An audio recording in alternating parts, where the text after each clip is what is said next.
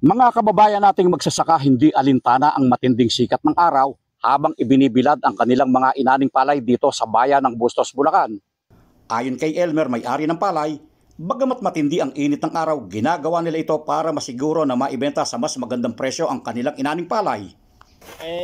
Kami nagtitis ng matinding init dahil na makuhang matuyo ng mabentang maganda at nang hindi masira kasi kay baba ng palay nahirapan kaming makuha yung puhunan namin.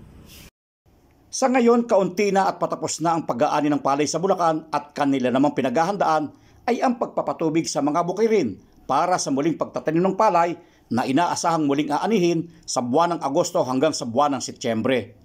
Mula rito sa Bulacan, Nori Fidel para sa Mata ng Agila, matatag, matapang, matapat.